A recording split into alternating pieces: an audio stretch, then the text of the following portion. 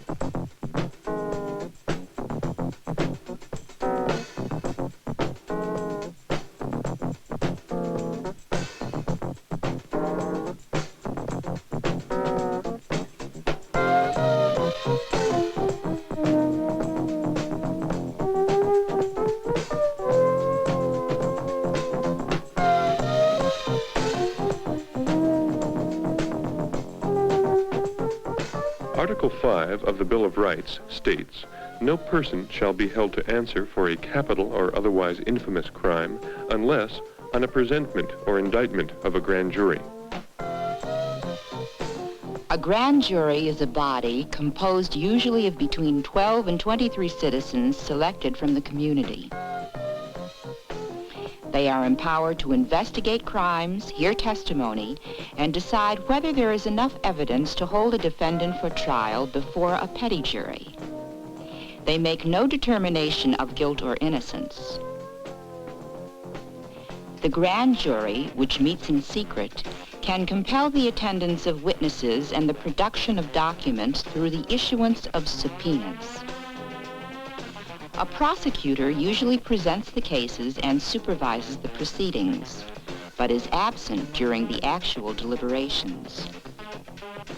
If at least 12 grand jurors agree that there is enough evidence against a defendant to warrant a trial, they issue a bill of indictment or a true bill. Grand juries exist on both the federal and the state level. Federal grand juries operating in any one of the 94 federal districts are impaneled to investigate violations of federal statutes, which are felonies. By law, federal grand jurors are randomly selected from local voter registration lists. State grand juries are usually impaneled on a county-by-county basis and investigate violations of state law, which are also felonies. State grand juries are either randomly selected from voter registration lists or from lists drawn up by local politicians. Although grand juries are required on the federal level, only 21 states are required to use this system of bringing about indictments. New Hampshire is typical of states employing the grand jury system. Grand juries are impaneled every 3 months in every county of the state. In September 1976, a grand jury was impaneled in Rockingham County, New Hampshire, a largely rural section in the southern part of the state. Covering an area of 691 square miles and with a population of 180,000, it is the fastest growing county in the United States.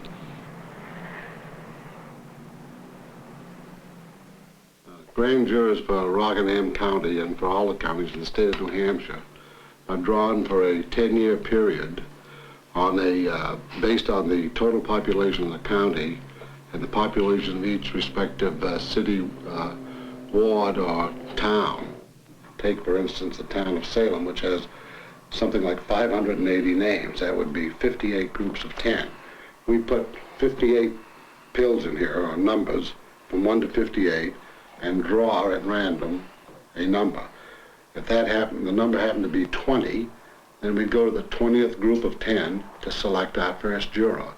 The grand jury must consist of not more than 23, nor less than 12 persons. You are members of an ancient institution. Grand juries have been in existence for a good many hundreds of years. You are an accusing body.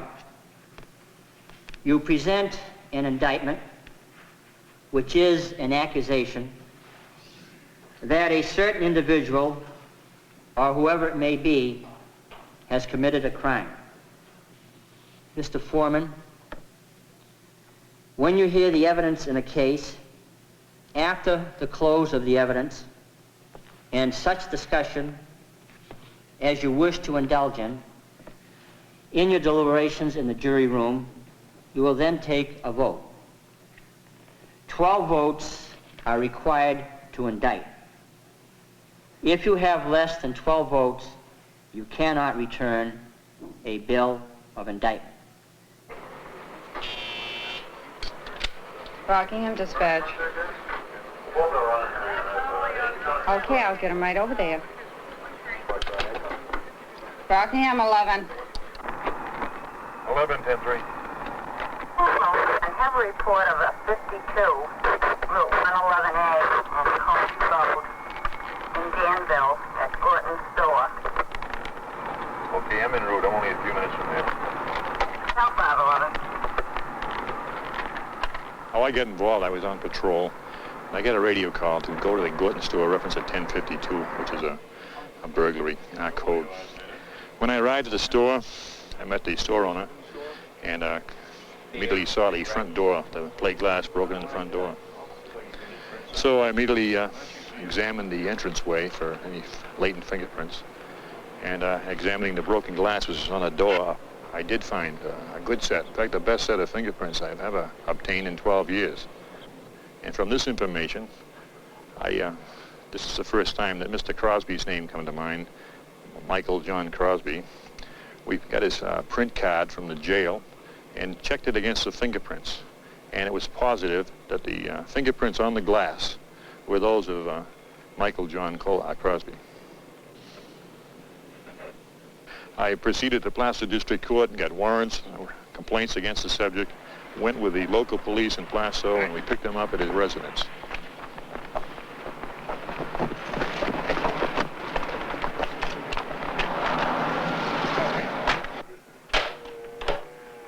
I took him before the Placer District Court where he's arraigned and brought him to the Rockingham County Jail where he was held for bail. Thank you very much. Inside door, please.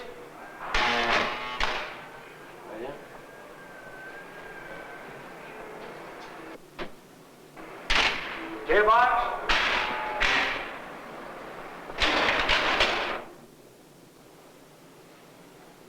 Well, the county attorney is generally considered to be the chief law enforcement officer of the jurisdiction where he serves because everything that gets prosecuted in our courts gets prosecuted because the county attorney makes the decision that the case should be prosecuted.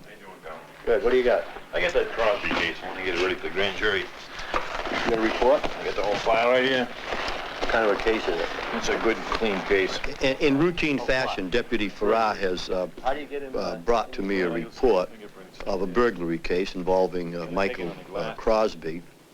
And he does that so that I can review the evidence that he's gathered, the things that he's seen in the case, and make a determination as to what crime these facts make out against Michael Crosby. Then this office will draft an indictment or a complaint making a charge against Michael Crosby relative to this burglary offense. The indictment with the complaint on it will then be taken to the grand jury, and this office will present the evidence in the case to the grand jury in hopes of getting the grand jury to indict Michael Crosby, to hand down an indictment, or what we call a true bill, against Michael Crosby, charging this burglary.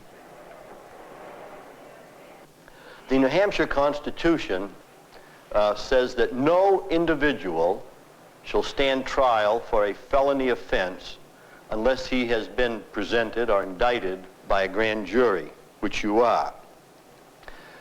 At a grand jury, the state will come forward and present to the grand jury the evidence which it has in a particular case. And it is the function of the grand jury to examine that evidence and determine whether or not it is fair and just that an individual stand trial for a felony offense on the basis of what the police, the law enforcement establishment, has gathered in the way of evidence. I have the confession here. If there's any interest to the jury, I have a photograph of the fingerprints on the glass. This shows the four fingers on one side and the thumb on the other.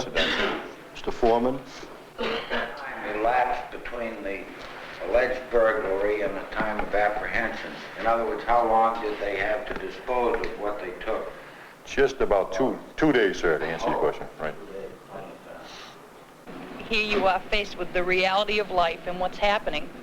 And, you know, you read the paper and you put it down and you forget about it. But you're sitting here and you're talking about realities, and it's frightening. Well, I think the grand jury is a good thing because it diversifies power. And I think that we can see in the country today that too much power in a few hands is a bad thing. It takes the power away from a few people. Somebody asked whether they're going to be indicted for the second robbery. Well, we're just concerning ourselves with Kimball. With just this one indictment, there'll be a second indictment forthcoming. Yeah. For that, we should take a vote. This call for a vote. May I ask, does anyone require a secret ballot? No. Show of hands, and all those in favor to indict. And we have 12. Thank you very much.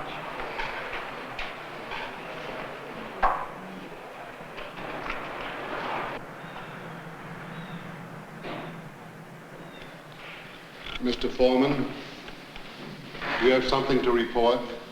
Yes, we do. Your Honor, we find 103 true bills, of which 27 are secret, and there were 5 no true bills. A secret true bill is an indictment against a defendant who has not yet been apprehended. A no true bill means that not enough evidence exists against a defendant to warrant a trial. Michael John Crosby was convicted on 2 counts of burglary and sentenced to 12 months in the county jail. The role of a grand jury in this county, and in fact in any of the other 9 counties in the state of New Hampshire, is basically more or less to act as a buffer between the prosecuting authorities, such as the county attorney and the Attorney General's Department, and the rights of the individual. If the state does not have sufficient evidence to return a true bill or a bill of indictment beyond any reasonable doubt, then it is the function of the grand jury then to refuse to return an indictment. In 1792, Francis Hopkinson, Revolutionary War pamphleteer, wrote, "The grand jury is a body of truth and power inferior to none but the legislature itself." However, grand juries have always been more the creature of power than of truth. Henry II originated the Grand Inquest as a means to curb the growing power of the feudal barons and the church in 12th century England. By creating a panel of 12 knights or 12 good and lawful men in every county, he sought to undercut the jurisdiction and the revenues accumulated by the rival baronial and ecclesiastical courts. Members of this grand inquest would, under oath, reveal the names of those individuals personally known to them who had committed crimes in their districts. Although the grand jurors were directly responsible to the Crown, they soon began to hear complaints brought to them by individuals in the community. The stranglehold maintained on the grand juries by the Crown was shaken slightly in 1681. At that time, King Charles II was attempting to reestablish the sovereignty of the Catholic Church in England. However, he met stiff resistance from Protestant members of Parliament.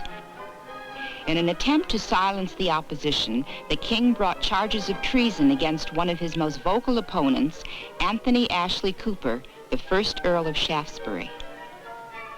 In a celebrated case, the grand jury rebuked the King's Counsel for attempting to hold the proceedings in public, a move they correctly viewed as one designed to embarrass Shaftesbury and scare off friendly witnesses.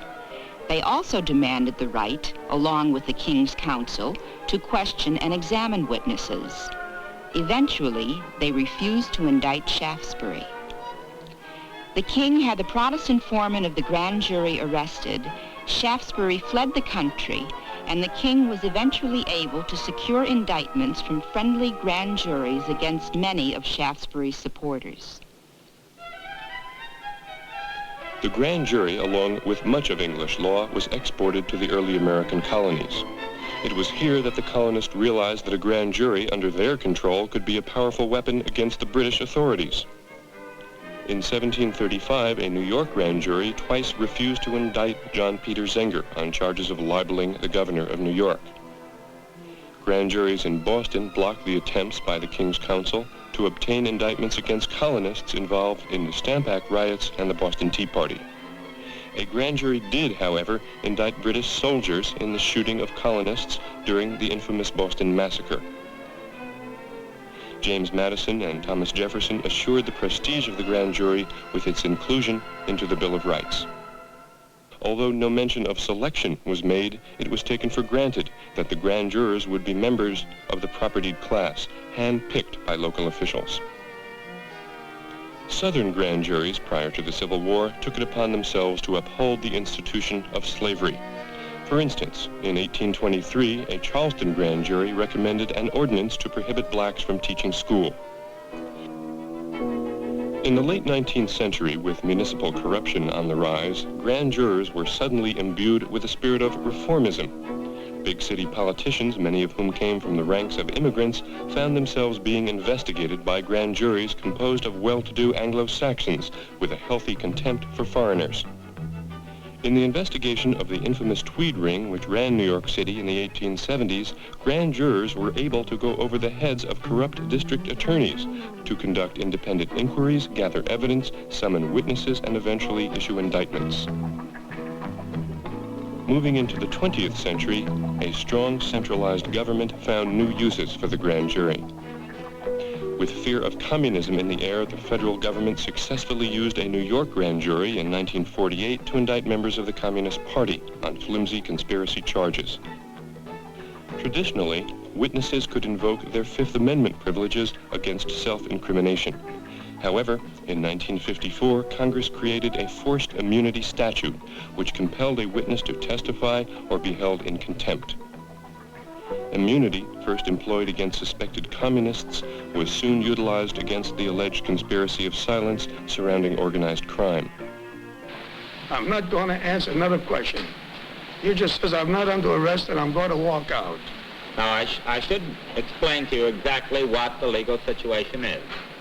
You are under subpoena, and if, as I assume, the chairman instructs you to remain and answer questions, you will thereby become guilty of contempt.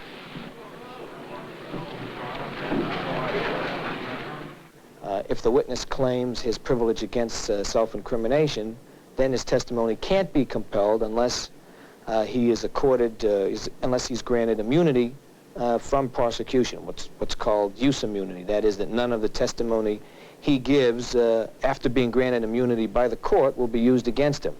That ability to grant immunity and compel testimony is essential in the prosecutions of organized criminal activity, whether it be white-collar crime, public corruption cases, or straight organized criminal activity itself. Well, I don't think that a grant of immunity is very effective when you're talking about investigating organized crime, because you've got to see what the witness would see as the alternatives. The most that could happen to you if you refuse to testify and inform is you could spend 18 months in jail for contempt. If you talk, you could spend the rest of your life underground. In other words, the capacity for organized crime to react by assassination is too well known. Immunity has been the most controversial aspect of grand juries. In 1970, Congress passed the Organized Crime Control Act, which gave new powers to the Justice Department in dealing with witnesses before federal grand juries. The old-style immunity, transactional immunity, completely protected a witness against any prosecution resulting from the matter about which he or she was testifying. Use immunity, created by the 1970 Act, prevented the witness's testimony from being used against him, but if independent evidence could later be secured, the witness would still be liable for prosecution. Armed with the provisions of this bill, the Nixon administration proceeded to carry out what has become the greatest perversion of the grand jury process in United States history. Resurrecting the Justice Department's long-dormant Internal Security Division, the ISD, under the aegis of John Mitchell and Robert Mardian, the government turned its sights not on organized crime, but on the growing number of organizations and individuals opposed to the Nixon administration's foreign and domestic policies.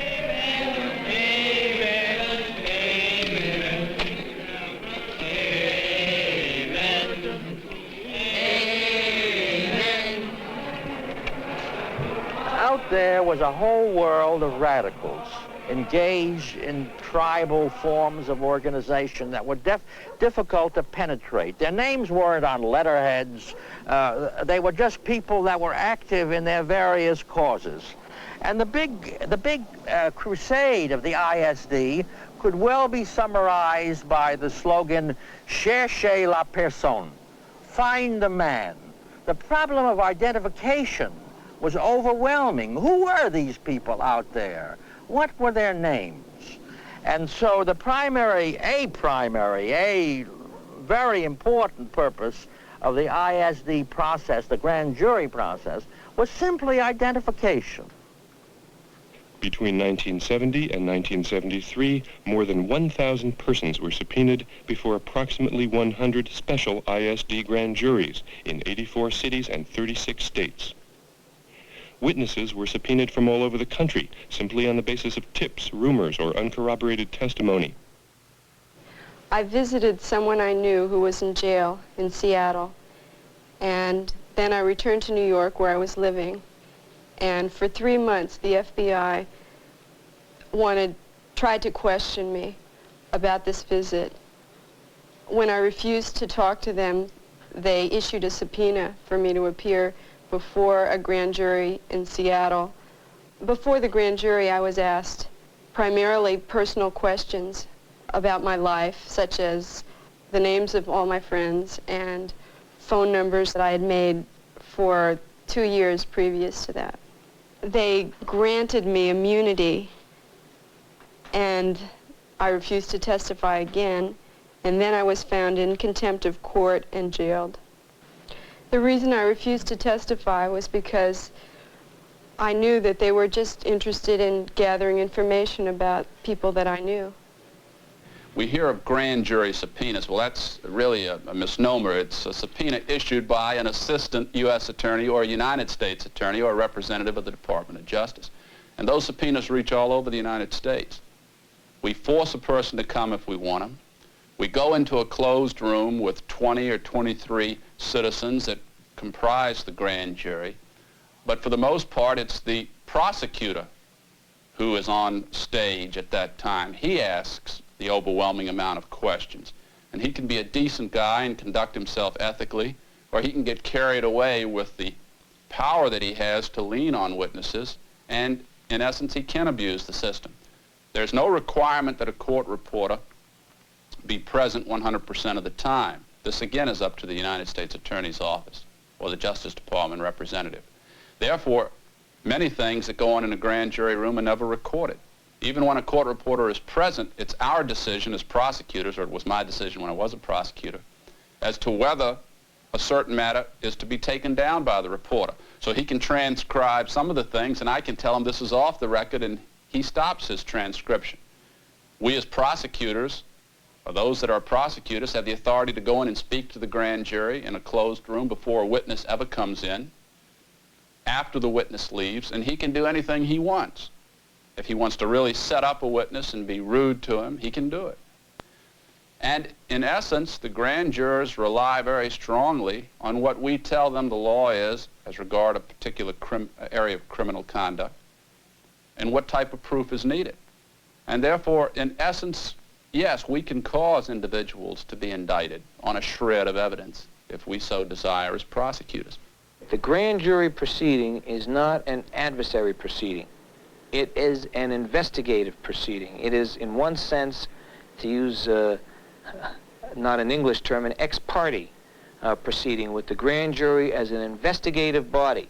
There are not two sides on the question as there are at the trial. There is no defendant.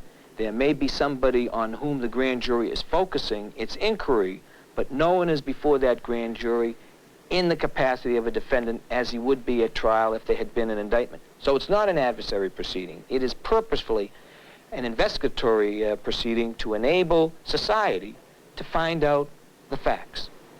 A grand jury has been used in a political sense in terms of gathering information, harassing certain political organizations. I have no personal experience with that. In our office, the answer to that is emphatically no. Yes, the grand jury processes, as I've said, have been abused. And one of the serious abuses is that it has become a weapon in the hands of the prosecutors.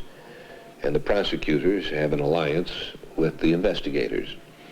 And so you have, in many areas, the U.S. attorneys and the FBI special agent in charge working together.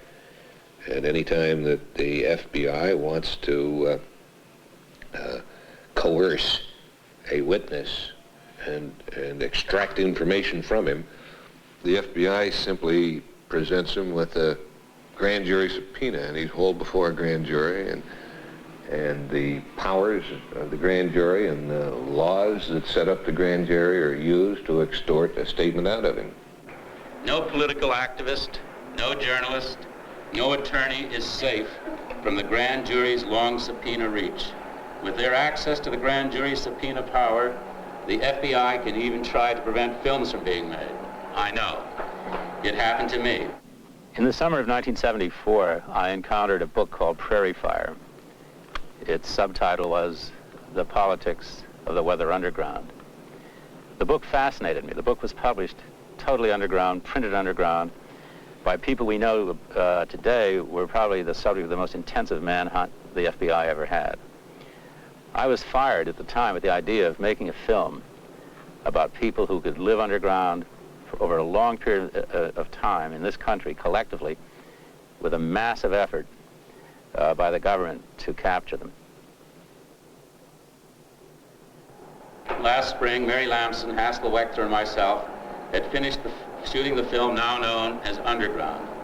A federal grand jury in Southern California issued subpoenas to us which included the following statement, quote, "And bring with you any and all motion picture films including, but not limited to, all negatives, working copies and prints, and all soundtracks and sound recordings made in connection with the filming of such motion pictures concerning a group known as the Weather Man or the Weather Underground," close quote. Does the government have the right to prevent a book or a motion picture from being made simply because it deems the content subversive or more valuable for its own investigative purposes? Well, there's two things. This issue, termed prior restraint, is one which has historically pitted the interests of a free press against the partisan interests of various administrations. In the case of Underground, the filmmakers claimed that seizure of all negatives, copies, and soundtracks would have allowed the government to effectively suppress the film. The political response was so overwhelming, so united, and so strong that the subpoenas were withdrawn before B., Mary, or Haskell ever had to appear before a grand jury. As a matter of fact, the government, we believe, got wind of the organization that had been put together in Hollywood and actually around the country of filmmakers and people in the film industry, and Dee can talk to this better than I. Well, we were very lucky because I think when we went up against the FBI and the United States Attorney's Office in Los Angeles, for one thing, we had a very narrow, precise issue. And out of it came, I think, the most important thing that's ever happened in Hollywood in regard to the First Amendment, which was that a whole group of Hollywood people supported us. And this is the first time it ever happened. People who were not political stuck their necks out. It was the widest representation of important people in Hollywood that ever came to anybody's defense. What is necessary in this country is to take the prosecutor's office, take the United States Attorney's office out of politics. And if you had non-political, independent prosecutors who had no allegiance to any party, who were not seeking any rewards from any party, who were their own men, as we are in this office, and who were totally independent, you would have no abuse at all in the grand jury system. Well, I think that the grand jury ought to be put under the same constitutional controls that exist at a trial. It is a very crucial stage of the beginning of a prosecution. For example, one does not now have a right to counsel in the grand jury room, so that lay people are now going into a grand jury, answering questions. Often they don't know what the inquiry is about. Lawyers fight about what is or is not incriminating evidence, and a layperson is unable to make those kind of judgments without counsel. And so I think that one ought to have a right to counsel in the grand jury. If you examine the fundamental philosophy behind the grand jury, which again is that it's supposed to be a body that sits there, and the prosecution's supposed to be under a burden of persuading that grand jury that there is probable cause to indict somebody, he should not be in control of the grand jury. He should be someone who is appearing before the grand jury as a party. He should not also be the one who advises the grand jury, directs the grand jury, controls the grand jury. And I think it would be very useful if there was some independent person who is not interested necessarily in saying that there should be an indictment, who could counsel the grand jury and let the prosecutor come in and present his case as though he were pleading before the grand jury, rather than be someone who was in control of the grand jury. I think that would be a very significant and valuable reform. You see, I think that in the end, you can't think intelligently about the grand jury without realizing that any answers you give are really in the light of the kind of responses you want to make to two questions that any criminal law system confronts you with. And the first question is, what kind of a shield or screen do you want to give a defendant, a potential defendant, to ensure that he is not frivolously or arbitrarily prosecuted? The other question, which, by the way, I think is a far more difficult and delicate one, the second question is, what kind of compulsory process, by that I mean to call witnesses, to get their hands on documents, do you want to give to what agencies of government to investigate crime? Today, the grand jury is the total captive of the prosecutor, who, if he is candid, will concede that he can indict anybody, at any time, for almost anything, before any grand jury. Federal Judge William J. Campbell.